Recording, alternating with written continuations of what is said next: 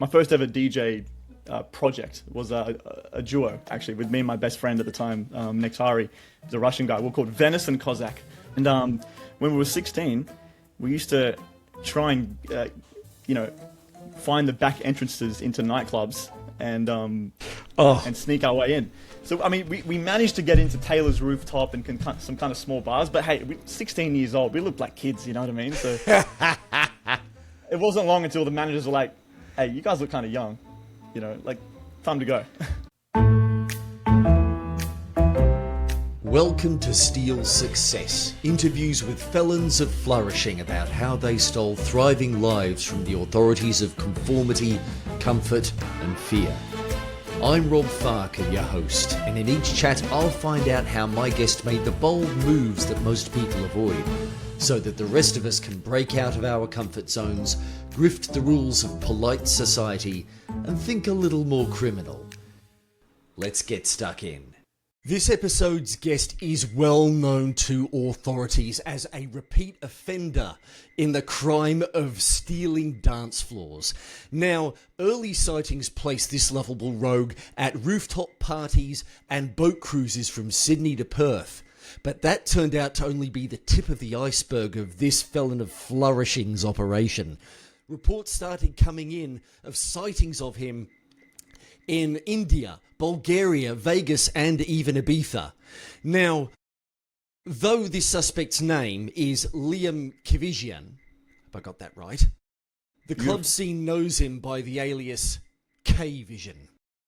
His signature move, blending Afro house beats with live trumpet in the middle of a DJ set, turning dance floors around the world into crime scenes of wanton partying. Liam, welcome to the Steel Success Podcast. Rob, mate, that was awesome. Thank you so much for having me, bro. Well, it's not over just yet. So, before we get stuck into the interview proper, I need to inform you of the charges that you are facing in this episode. Number 1, cross-border theft of dance floors. Number 2, smuggling live trumpet and Armenian folk samples into DJ sets. Number 3, exceeding joy limits by several hundred decibels at events worldwide. And most heinously, the act of committing Thrivery, stealing an abundant and exciting life for yourself. KVISION, how do you plead? Mate, lock me up. Lock me up now. 25 for life, mate. I think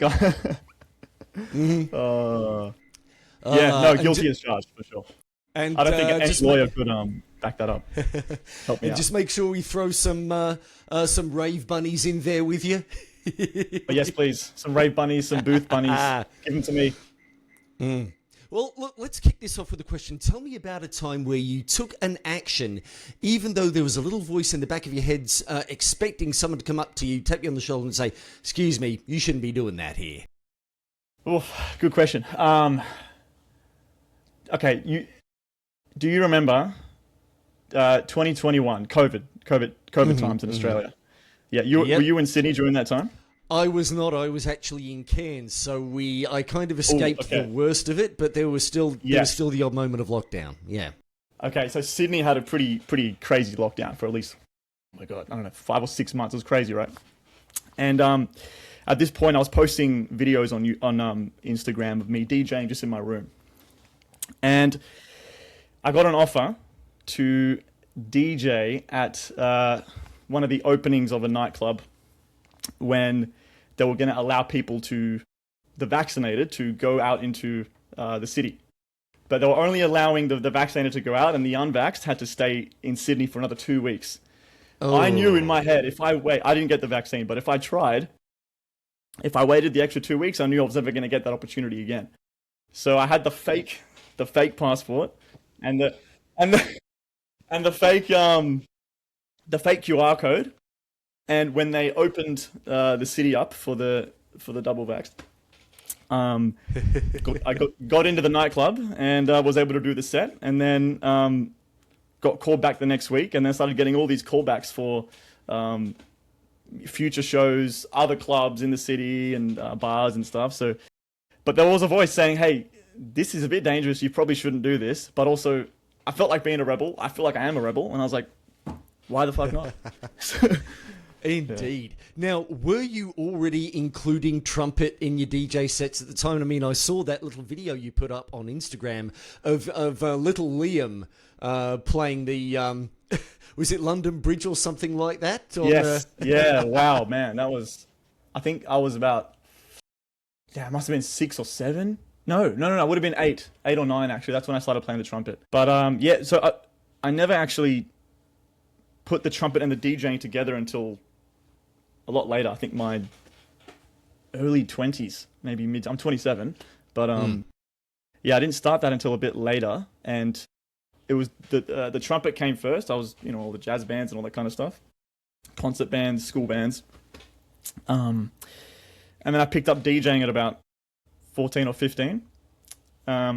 Just doing the DJing. No trumpet and DJing. No. And then a light bulb flick happened at about 21, 22 years old. I said, you know what? I should put these things together and see what happens.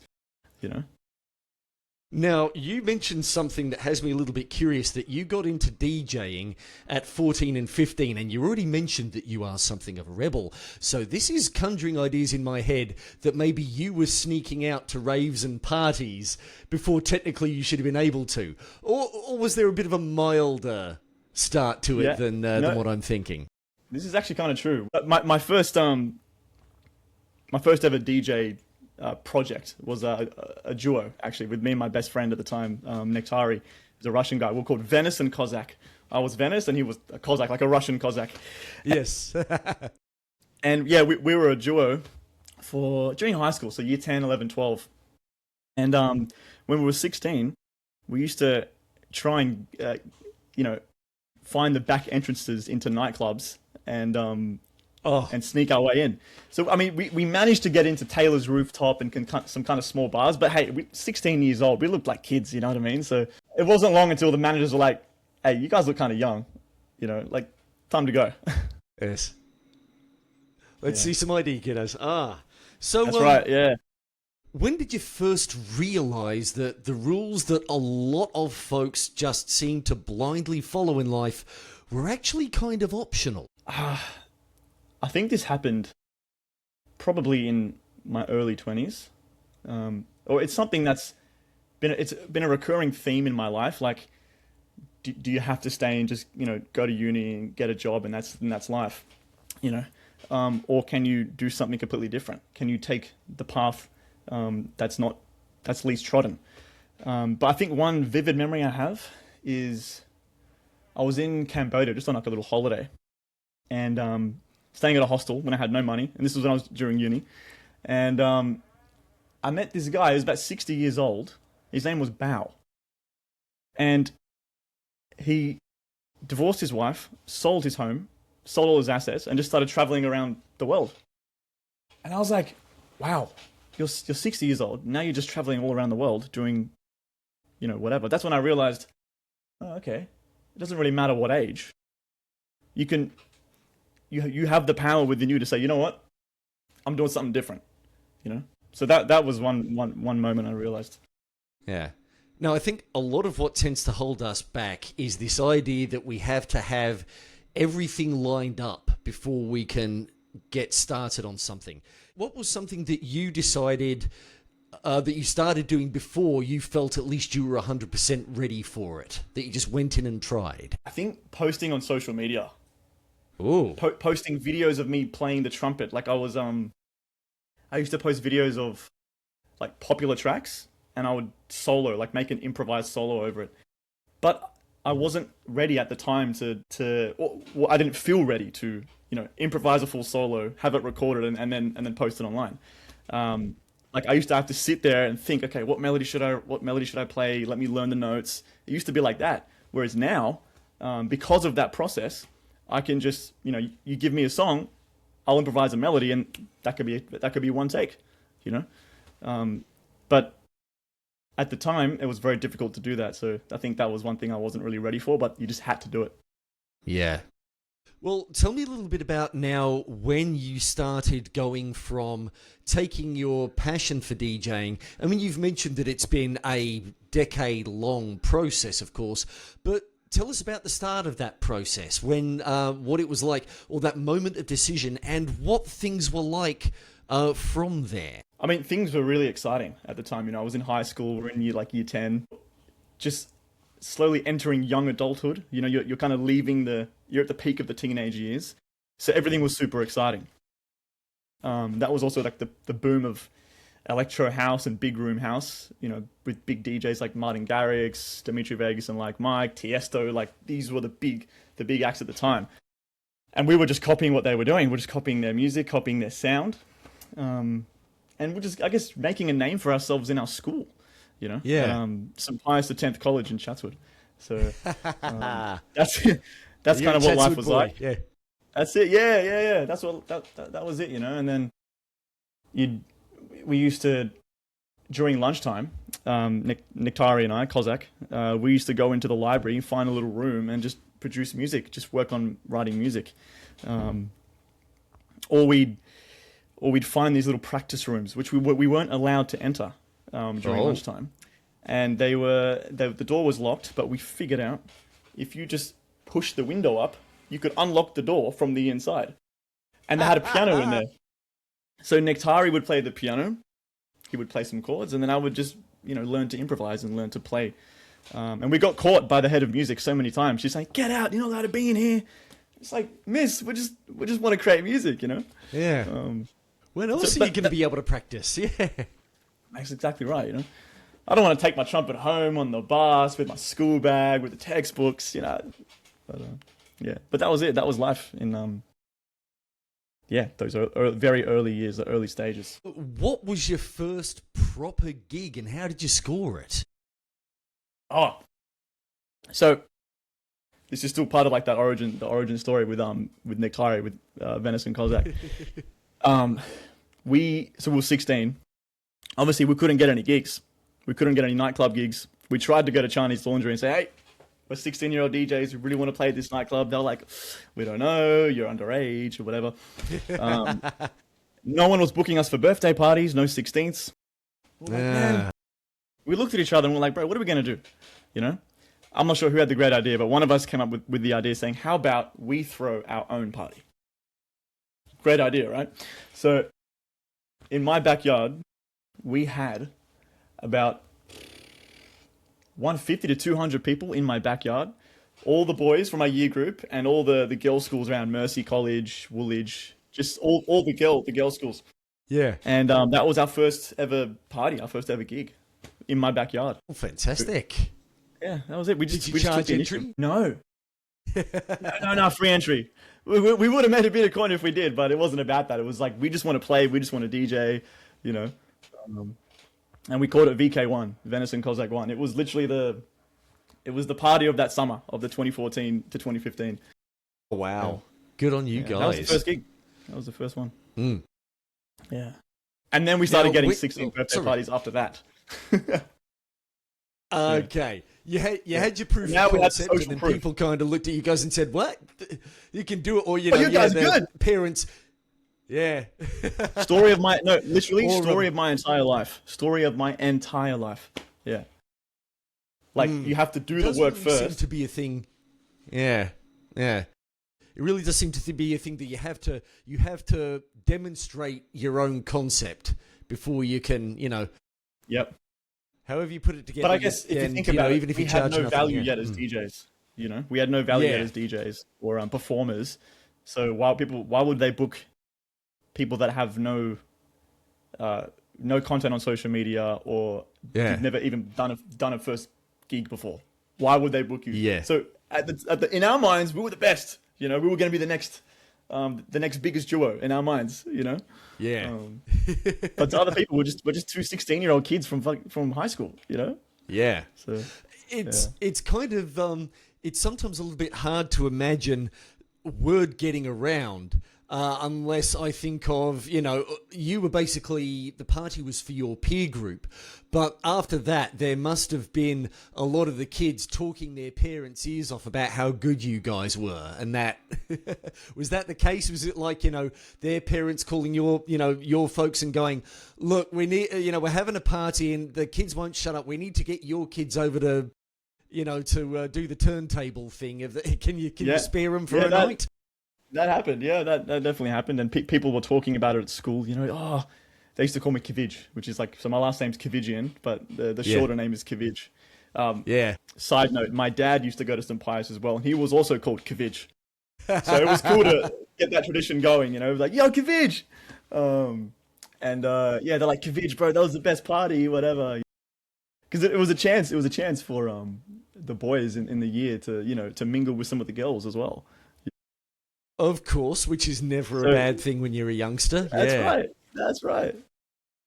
Yeah. So how did you parlay that into actual paying gigs and, becoming a semi-pro DJ? Or DJs, I should say. Well, I guess from that point, we just, we started getting calls or, I don't know, Facebook messages at the time from people saying, oh, can you do my 16th? Can you do this party? And then that's when we said, okay, well, how much should we charge?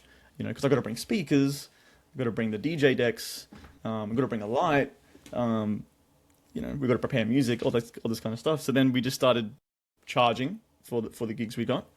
I guess that was the first way we started to make a bit of coin with it. Nothing obviously to live on at that time, but it was how we started finally being able to monetize that skill set. Now, as you started progressing, what was a door that you knocked on that you're expecting was not going to open for you, and it did? Wow. I think getting signed to Hugel's label, Make the Girls Dance. I always wanted to get signed to a good label and have the respect of, some top producers. But for some weird reason, I couldn't get a track signed for a long time with other record labels and that. And I was like, fuck, is my music not good enough? Is the other ideas not good enough? Like, is something wrong with me? This is what I was thinking. Anyway, I just never gave up on it. Kept making, new music, kept improving my production skills. But I always kind of dreamed of being a part or having a song on a label that is respected in the industry, respected in the scene. So Hugel's label, Make the Girls Dance, is, I think right now it's the top Afro house label, along with Mo Black. I think they're kind of competing. So and it was amazing because it was a track that I wrote, produced, mixed, mastered, everything. Yeah, it got signed to the label, and that's kind of that was in 2024. That put me on the map. That really put me on the map in terms of my name on an international scene. That must have been an incredible moment. I mean, I still feel like I had a very sheltered life, and part of it was me not knowing any better and being kind of scared of my own shadow when I was a youngster, and actually, for a good chunk of my adult life as well. So I'm only just now coming into the Sydney nightlife scene and finding out about names like Tiesto and Hugel, and hearing these tracks getting played, and then someone going, "Oh yeah, that's Tiesto. Also, that's who did that track that I've been hearing for months and months." So it's still very new, right. But like when you get one of your heroes who actually says, "You know what? Let me sign you up to my label," that must have been incredible. It was great, and the way it happened. So like his process, the way it works is you send a track. It then gets shortlisted on this website, called Track Stack. Basically, DJs can send music through, and then it gets filtered into a list of, say hundreds of other tracks that are also sent to that same label. They go through it, and they say, yep, this is a cool song, that's a cool song, that's a cool song. Those then get shortlisted and sent to Hugel. He plays it live. If it gets a good reaction when he plays it live, he'll make a video, he'll post a video. You won't know if that video has been posted unless you've seen it.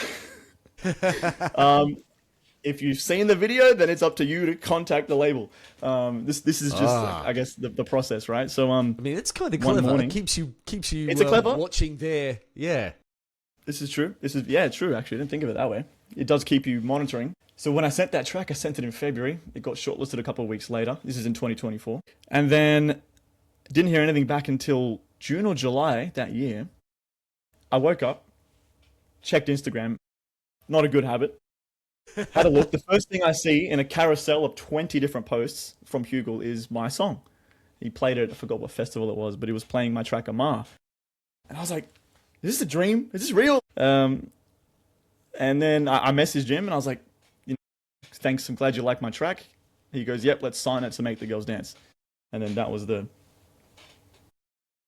that's how it started. For my association with Hugel. Oh, of course. And heck, that's turned into you opening for the guy just recently. Yep, crazy. Crazy. I still got to pinch myself sometimes, man. So, yeah. Now, still looking back at kind of the early days, I imagine that you were still, after you got out of high school, did you just go straight into DJing, or did you have to do that juggle between finding regular employment and, the nights on the rooftops, being a being a costume superhero, as it were? Oh, exactly, man. No, it wasn't a smooth transition into full-time DJing. It took me a long time to get to that point. After school, me and Nick Tyre, we disbanded from the Venison Cossack duo. And then I went to uni and studied, it was a communications degree, useless degree, music and sound design. It was one music subject, and then the other two subjects in a semester were like digital literacies or active citizenship, just some crap that had nothing to do with music. Yeah, great. But I did it just to make the parents happy. I was like, you know what? After these 3 years, everything I do in my life is for me. I'm not going to do anything any more for you guys, respectfully, Yeah. But I'm going to really pursue the music thing after uni. So yeah, I was at uni. I was working at McDonald's as well. Not even weekly. Not even bi-monthly. Probably, not even bi-weekly. Probably just once a month, maybe? Once every 2 months. Whenever I had a gig, whenever I had an opportunity. Yeah. This is back when I was 18, 19, 20. I ended up... I stopped playing trumpet for 2 years, especially from 18 and 19. Yeah, it was a crazy journey, man. I've been through a lot of ups and downs in terms of the career. So that's why I'm so grateful with everything that's happening now. So I have to ask very quickly, so from the sounds of things, as you mentioned earlier on, trumpet was something that you kind of worked into your repertoire after COVID, but you mentioned that, you stopped playing it when you were... after you got out of your teens. So where was the trumpet? What place did it have in your life that, that you were doing it, and then that putting it aside in a way was such a key moment that you, pardon me, nudging my own microphone now, that that you mentioned it specifically in conversation? Well, the trumpet was always super important in my life, and it was, I think, really key. But after high school, I wasn't in any more bands, because I was in 3 bands before, like the school bands, the jazz band, the orchestra, and the concert band. So I had quite a flourishing trumpet life in school. And then as soon as school finished, I had no reason to play anymore. And it didn't occur to me to put the trumpet and the DJing together. And to be honest, I was too afraid of that because I wasn't good enough. It took a lot of balls to stand there and play something, improvise something, and play well and play with good articulation, good range, a great sound. That took a long time to develop. So after high school, I was like, I guess I lost the motivation. I lost the discipline. I had no discipline with the trumpet. That's the thing. I had no discipline. I wouldn't play for a few days, 4 or 5 days. Whereas now it's a daily habit. Every day, 2-3 hours, boom, trumpet practice. I guess thinking about it, in high school you would have had the context of a school band that you could have played in, whereas Correct. When you're out of that environment, a trumpet isn't, a guitar's not too bad. You can play that in your room, whereas a trumpet, if you're practicing, A, it's on your own, and B, it's, you know, do you have to make sure that when you're practicing at the moment, you've got to have a soundproofed environment to play it in, or? I really should have a soundproofed environment. Luckily, my neighbors are pretty good. I had no complaints. That's good. Yeah, well, but, at least you're good. There is that. They, you know, they can't. I mean, look, I tend not to play past. You know, sometimes I push it to 10:30 at night. You know, which is late. Yeah. But when I get to 10:30, I'm like, okay, it's probably got to cut it. You know. Now, you did mention a little bit earlier on that yourself and Nick wound up going your own separate ways. Was there anything to that, or just, you know, did life just take you away from each other, kind of thing? Or was there, you know, was there a secret tale of drama and make it sound like a bad rivalry? No. Nektari didn't want to pursue it as a career. He wanted to kind of go down a more traditional route, and he loved choral music. So now he writes. He has a 25-piece male choir that he tours around Australia. He tours around the world. He's got a wife. He's got 2 kids. Yeah, he's an incredible guy. But this is where we just took different paths. I'm living the single life, the DJ life, the late nights, the partying. You know. Yeah. But we're still best friends. We still catch up every now and then, and we pick up exactly where we left off, and we reminisce over the great times. You know, the great times of the DJing we did and the music we made. And you know, I learnt. He's such a clever guy with music, and I literally learned so much about music, about harmony, about chords, about melodies, all from him. So it was a wonderful friendship, and still is. Yeah. So it seems like you two are still, even though you're not working directly together, you're still kind of helping each other out in a way, trading your expertise. For sure. Sometimes, you know, if I'm stuck on a melody, or if I'm like, hey, these chords are working, but like I think Nektari could spice them up, I'll send it to him, and he'll just do his magic. I'm like, yep, that's all it needed, you know. Indeed. All right, well, yeah. Liam, tell us a little bit about what the full-time DJ life is like. Like, what is an average, say, week in the life of KVISION? What do you have? I mean, I hate to say what do you have to do. I know that there is always a grind in everything. But, yeah, what are the things that you do to keep your career going? And how frequently are you gigging? So I can answer this in kind of 2 ways, because there's the life I have when I'm just in Sydney and I might be doing a headline show on the weekend, or when I'm on tour, which is a bit different because then there's flights involved and there's, you know, early wake ups or, you know, things like that. But on a typical week-to-week basis, when I'm DJing in Sydney, I might do 1 or 2 headline or guest shows a week. There might be a couple of weeks off or 1 week off at that point. But basically on a day-to-day, I've got to practice trumpet for 2 to 3 hours. I need to write some music. So I'm always working on new songs, working on the set list for the weekend, responding to emails, talking to my agent about, you know, gigs, strategy, posting on social media, editing some videos. Go to the gym, make sure I can, you know, see my family, talk to my family. There's a whole lot to do, but that's a typical week or typical day, and that's every day. Yeah. You know?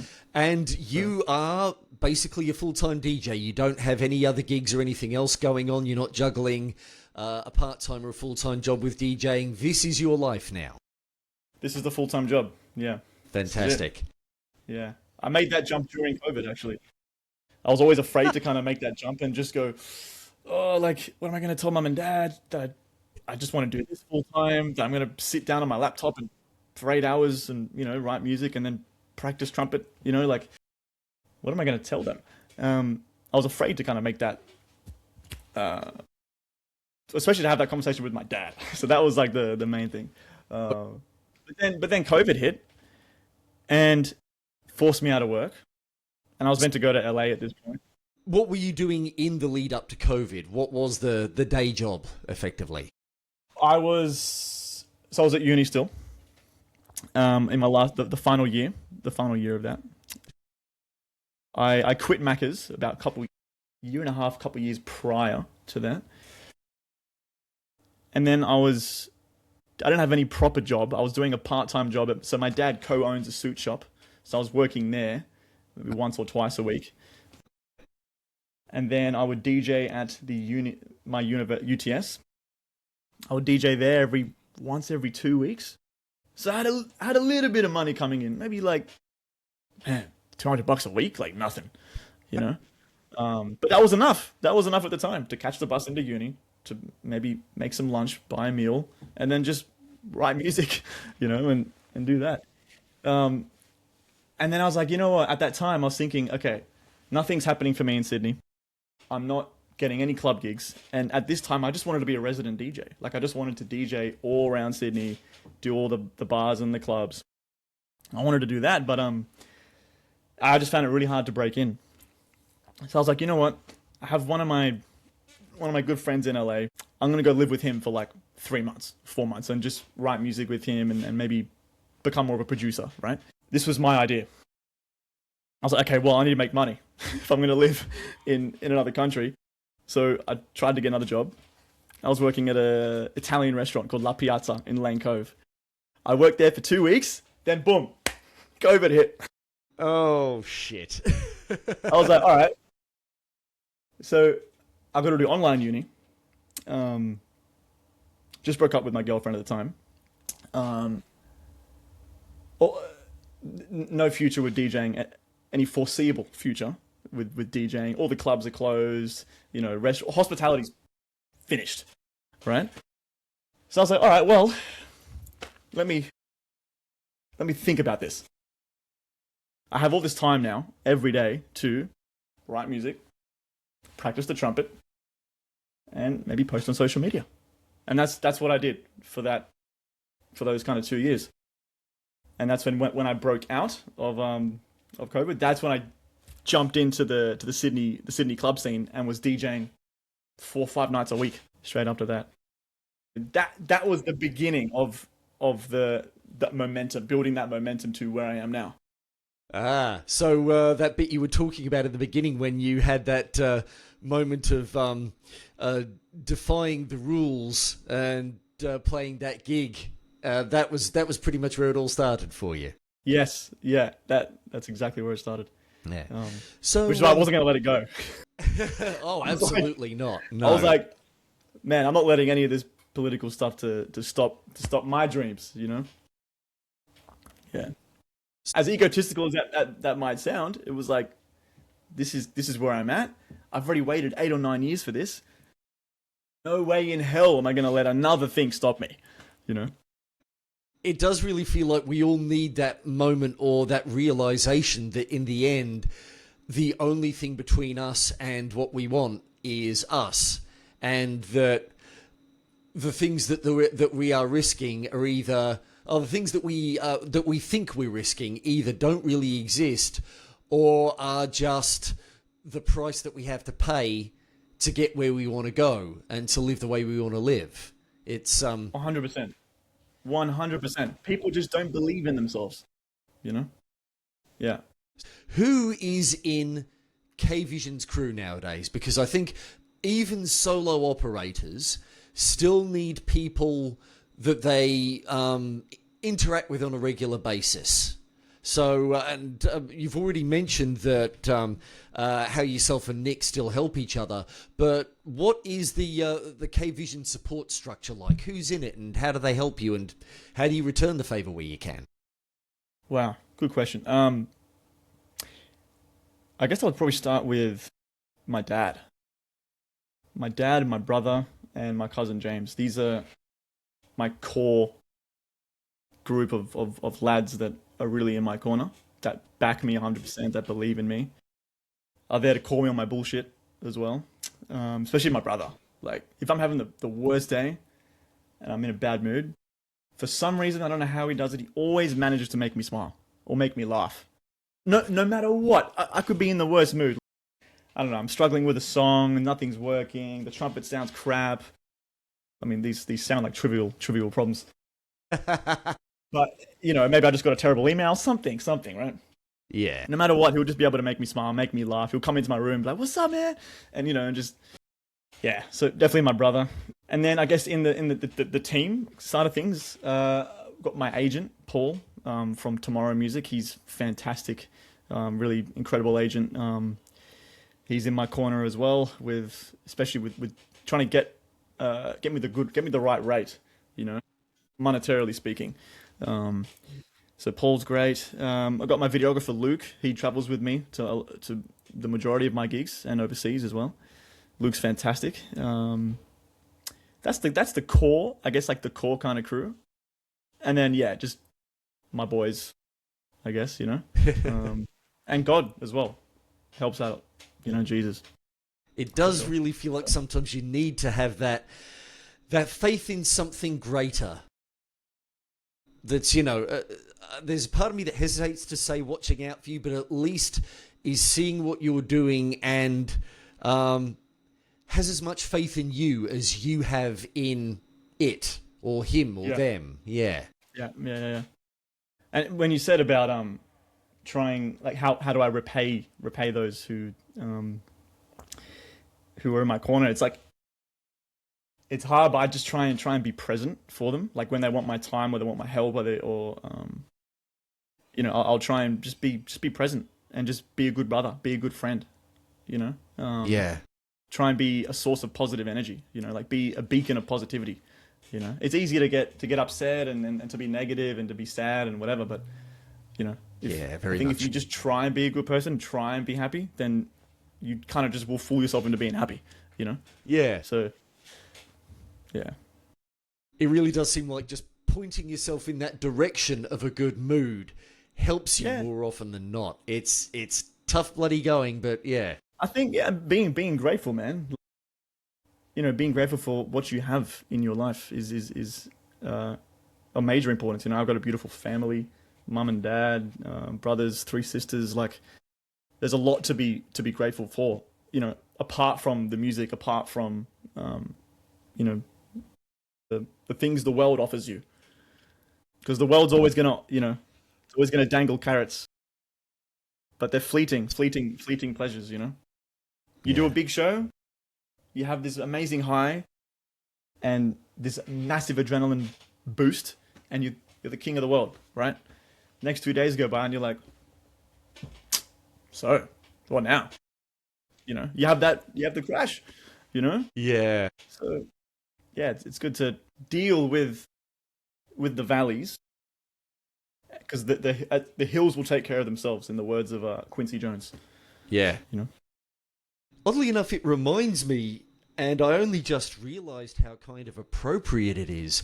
Now, one of my favourite authors ever is a guy called Spider Robinson, and he wrote a bunch of stories set in the 70s, and one of them, funnily enough, was set in a brothel, but one of the side characters in it was this guy called the Professor, who was basically one of the world's best con men, and one of his longtime friend and ex-partner, and the woman who was actually the narrator of the story would talk about basically how he would, when he was planning a score, he would almost go into a trance, and she'd say, look, you could set his hair on fire and you wouldn't even notice. And she actually one point remarked on almost how, after it was done, how melancholy it would seem. How melancholy it seemed after, he had the plan, he came out of the trance and he had the plan in place. And another character actually said, well, the way I look at it, when he's in there, he's God. But when he comes out of it, all of a sudden, he's just a regular guy again, who was God once, and might be again someday if he's lucky. So, I don't know, it just suddenly seemed like what you were describing was pretty much that. That wonderful high of being on stage in front of a huge crowd of people, all saying that they're bouncing up and down seems like such an underplaying of that moment, but all on their feet, all radiating that energy and giving you back what your music is giving to them. And then you still have to pack up your kit and go home and wake up the next day. And it's reality back to always sets back in. Yeah. And then you're left with the memory of that night and the experience. you know. And I think that also shapes you as well, you know, because you've now achieved it, you've done it. That experience will live within you, and carry within you to your next shows and the way you show up in just normal life, you know. But I try and never let anything like that actually get into my head and be like, yeah, you're God, yeah, you're like. I mean, you have to say you're the best. You have to, because you need that confidence, you know. Especially if you stand on a stage in front of 5,000 people. You need to be like, no, I deserve to be here. I'm gonna nail this show, and everyone's gonna have the best time. I'm gonna have the best time. It's gonna be a great night. You need to have that level, because if you don't, you won't play as well, and there won't be an energy in the crowd, you know. Yeah. Yeah. It really does all come down to self-belief. And knowing, that feeling, I'm at the top of my craft and I am going to give it all tonight. Yeah. That's right. Yeah. Even if you don't believe it in that moment, you just have to say it. You have to say it. Yeah. And usually saying it gets you over that hump, doesn't it? All of a sudden, you do start believing it after you just... Yeah, because I mean, look, I've done shows where, you know, for instance, I have a story. I played trumpet at the #1 club in the world, High Ibiza. This is last year in August 8th. It was a Thursday night. It was with Hugel. And I was on a European tour, right? I played in Italy. I did Armenia, my home country. Played there for the first time. Incredible. And then I went to Tenerife, part of the Canary Islands. Did a really good show there. But you can imagine, I'm doing, you know, maybe 2, 3, 4 shows a week. A lot of high notes. And when you play trumpet, you're using a lot of pressure around the lips. So you're forcing metal onto your lips, which is not good for the tissue around here, right? Cut a long story short. After my show in Tenerife, I noticed that the next couple of days, I tried to play a couple of notes, but they weren't coming out with ease. They sounded a bit, this is weird. Like usually I can play this note, like a normal G in the staff, we call it, which is a really easy note to play. Anyone can kind of play that note. But it wasn't coming out. I'm like, okay, maybe it's just today.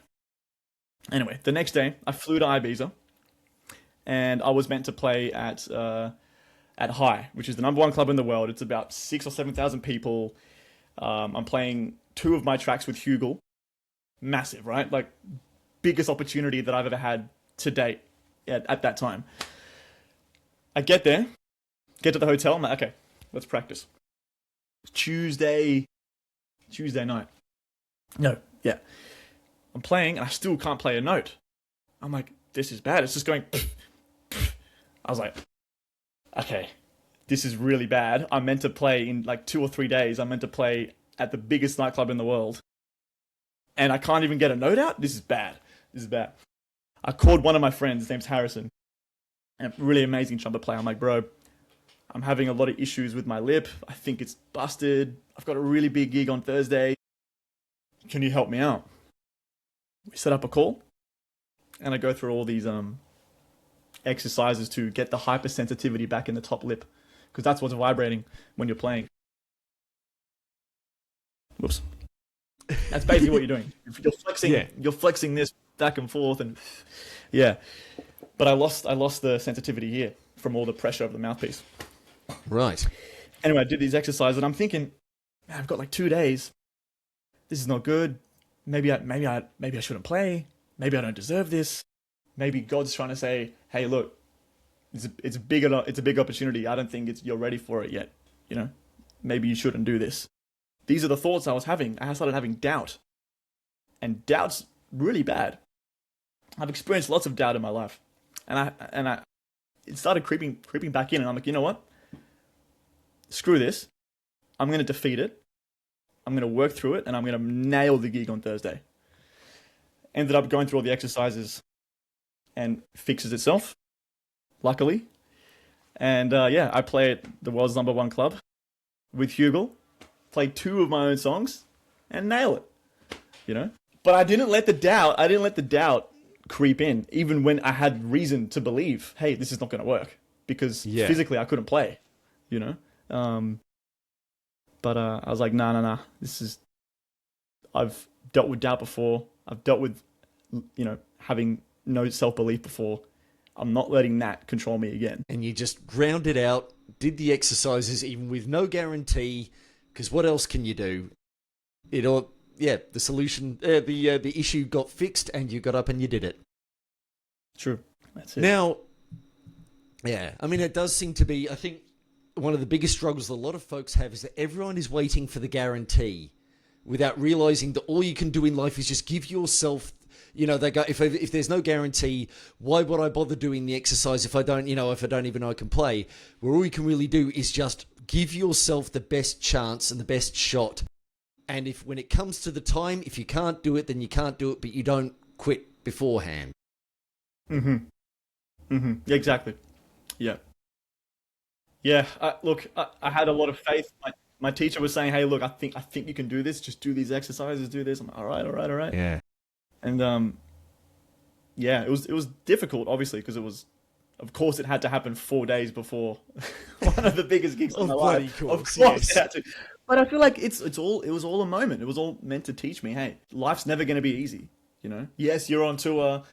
Yes, you're in Ibiza. You just did this cool gig in Armenia and Tenerife. Life's so cool. Hey, boom, life's going to hit you with something. Yeah. No matter what, no matter how good your life is. So it was a good lesson. Absolutely. Now, you've just mentioned, of course, that from the outside, it looks like you are living this fantastic life.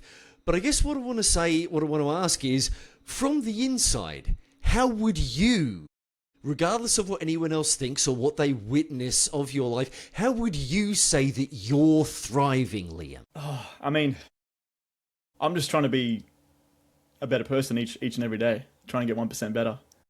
And to be honest, my life's quite boring. It's just wake up, do the trumpet, write some music. Like, it's not all, it's all not all sunshine and roses. But obviously the gigs are great, But then you have your bad gigs too. They just might not be publicized as much as the good gigs. But they happen. Instagram is a highlight reel. If people forget this, of course, it is a massive highlight reel. No one is showing their failures on Instagram. They're only showing, hey, look at me. I'm doing this cool thing. I just achieved this. But that's the game. I think Michael he's got a saying. Instagram is fake, but I'm okay with it because it is what it is. Indeed, it is what it is. Play the game. And absolutely. And just for audience's sake, we are talking about Michael Sartain, the guy who runs Men of Action. And look, all right, for the sake of just plugging the program of which we are both part, how has Men of Action helped you in all this? Oh, immensely. Where do you even start? Start with Casey, for instance, my coach that I had during that year with social media. How to do content properly, captioning, becoming a more confident person, becoming more knowledgeable, listening, being able to listen to audiobooks and things on 2 times speed. Just simple things like that. Things on leadership. Obviously, help with mating and dating. Simple things, that just aren't taught. But yeah, that course, crazy. They give you, of course, the reading list for the course, and I just finished the audiobook version of Can't Hurt Me.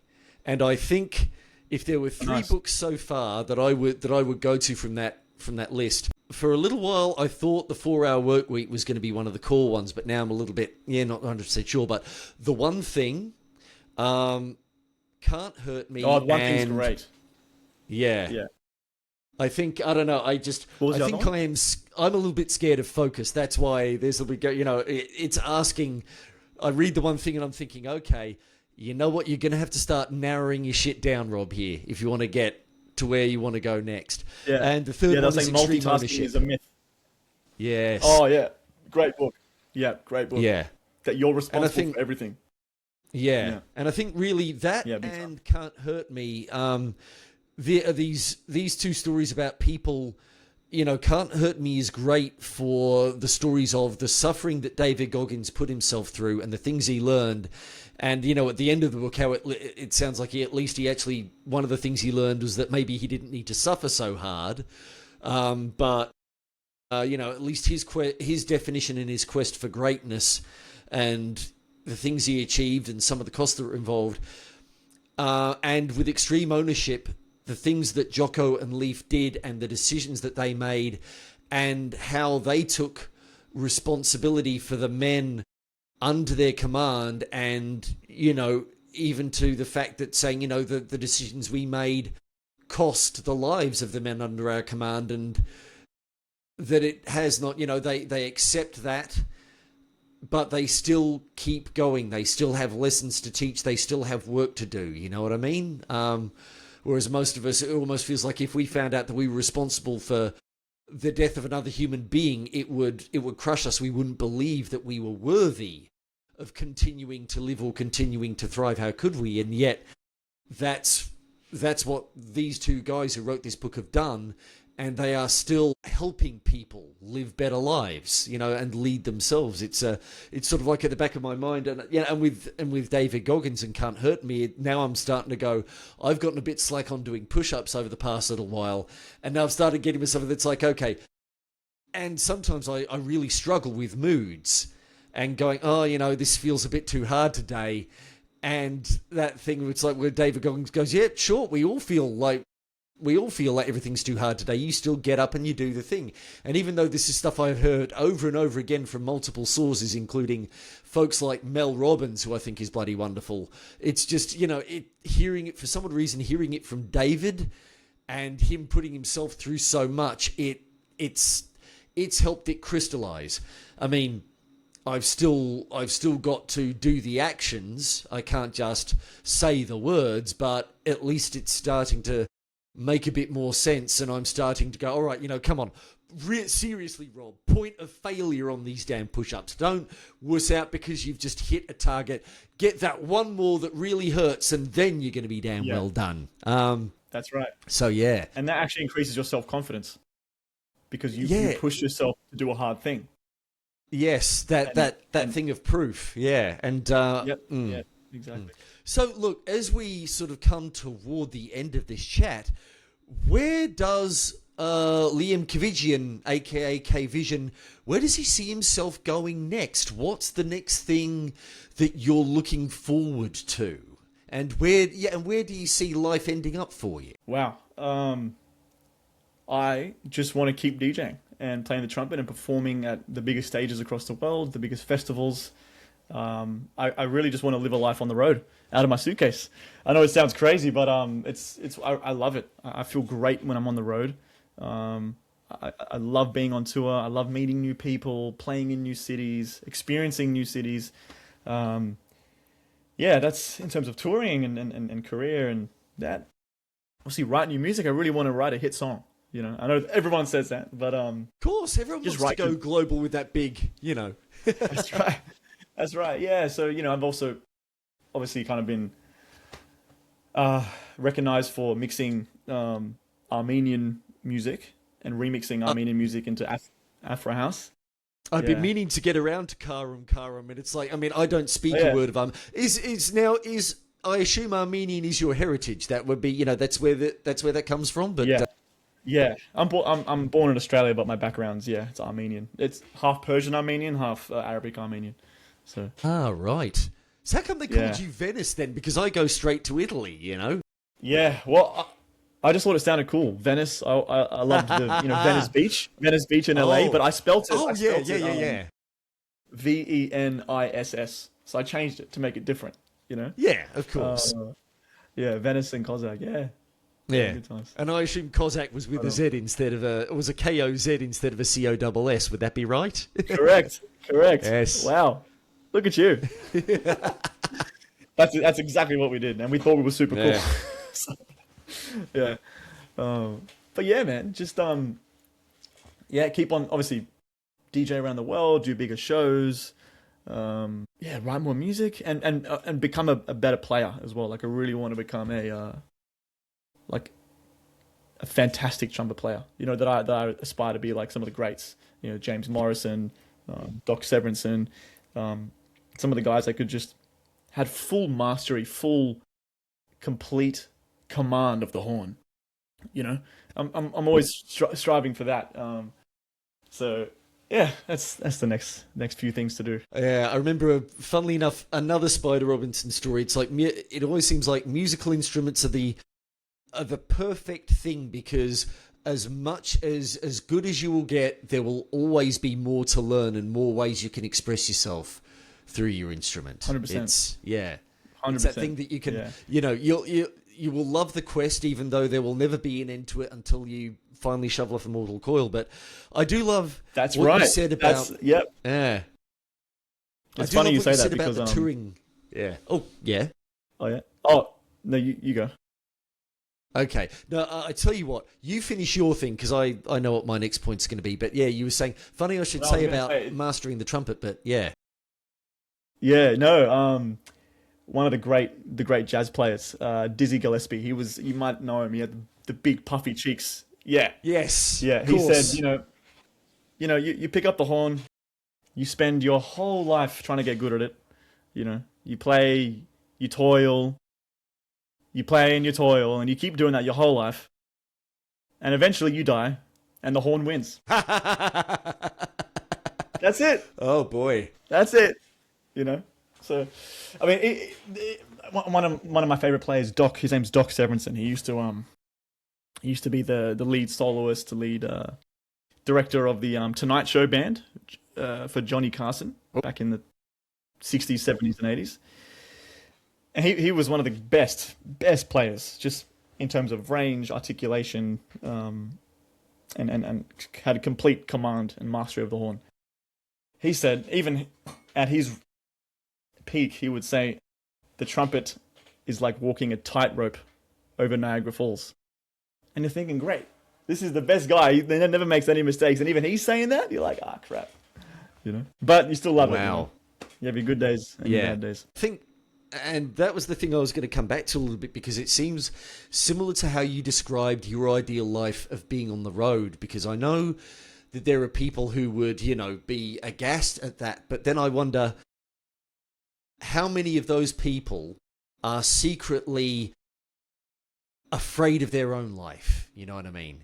Because if the rest of us were truly content, we would be happy for you living your traveling life, knowing that that was where you found your fulfillment, your thriving life, in a way, your peace, while we had found our own contentment and peace in our I don't want to use the word sedentary, but it's the only one that comes to mind, but at least more local life. We know that it works for us, and we accept.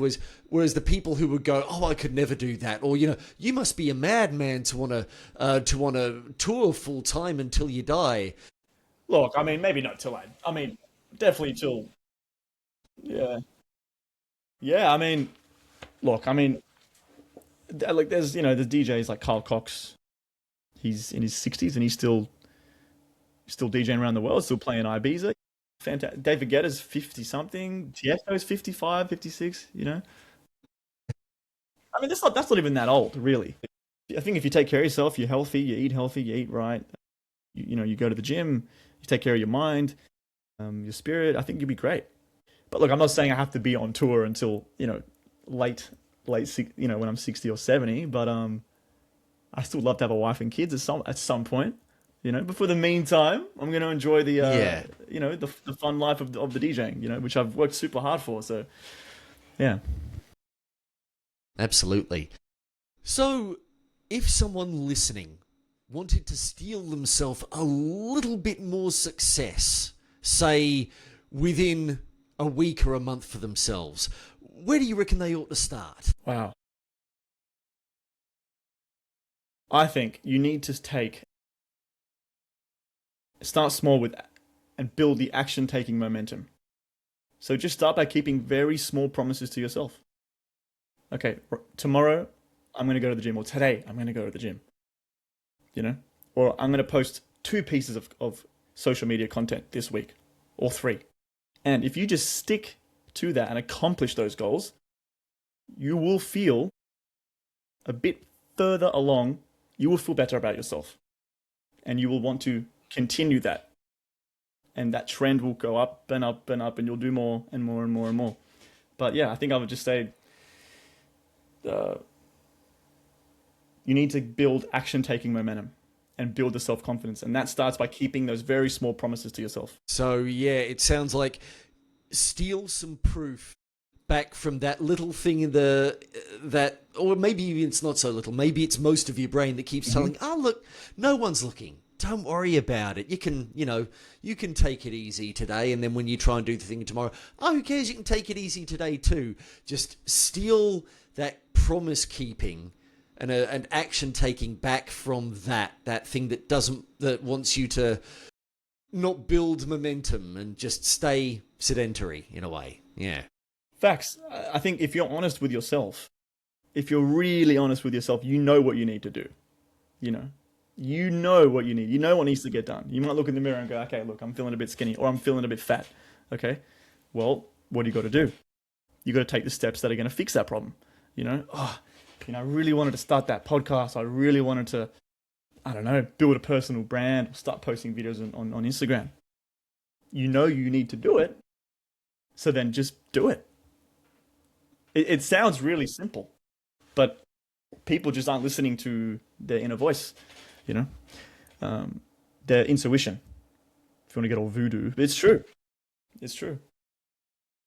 People just you listen to that inner voice. What is it? What is it whispering? That's all it's going to do. It's never going to shout at you, really. So yeah, listen to yourself. Absolutely. Yeah. Well, Liam Kivijian, aka KVISION, it has been an absolute pleasure chatting with you for the Steal Success podcast. Likewise, Rob. Thank you so much for having me on, man. It's been a pleasure to talk to you, bro. You're most welcome.